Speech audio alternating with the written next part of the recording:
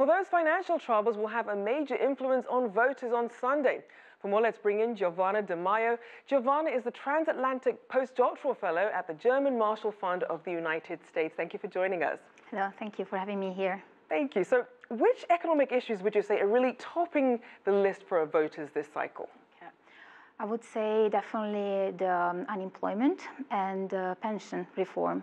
At the moment, it is true that unemployment has improved, and for young people, the situation is really bad anyways, but it definitely has dropped from 2014 to up to now. In 2014, for young people, the unemployment skyrocketed at 46%, and now it's 31%. Still very high, but we're getting there.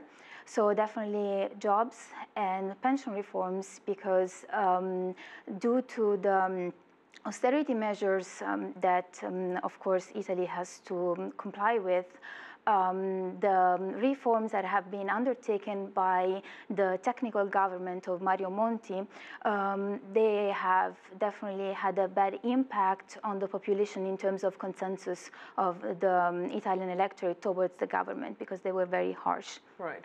So let's take a step back and look at the overall health of the Italian economy. How would you characterize it? As our Prime Minister said, Italy is a reliable country. Of course, there are major reforms to pursue, but at the same time, there are little signs of recovery, and there's hope for the future.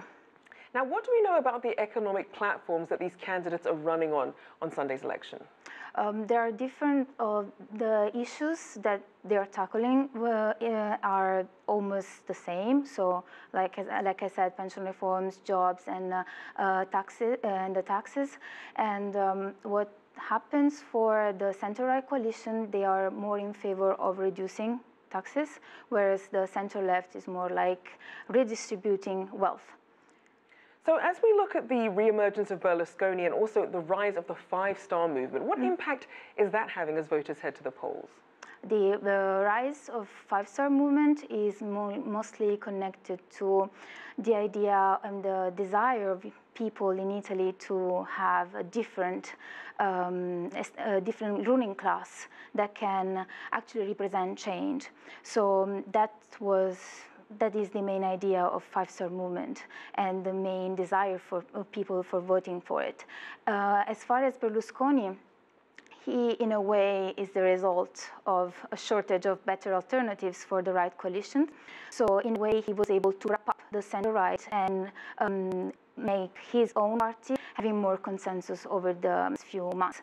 I don't believe he's going to play a leading role, even because he announced that since he cannot run, the candidate as prime minister would be Antonio Tajani, who is the president of the European Parliament. So, and he's a strong personality. So, in a way, this is a step back, but maybe in a post-electoral scenario, Berlusconi might play a political role. Now, as we look at Italy's economy, how important is it and the outcome of its election to the broader EU? Italy is the second largest economy in the European Union and the seventh on the world stage. So definitely the stability of Italy is important for the European Union itself. The uncertainty that is linked to the result definitely is not going to be positive for the economy, because we need long-term reforms, and so having a big coalition or going to elections again the country would not benefit from it. Now let's look at some of the positives that are going on in the Italian economy. What are they, and are they enough to really spur a faster pace of growth? No, they are not fast paced. But we are out of the recession, so there is already a good sign, because it was really hard for the households in the peak of the economic crisis. So we can think about, okay, we're out of trouble, but we still need to work hard on them.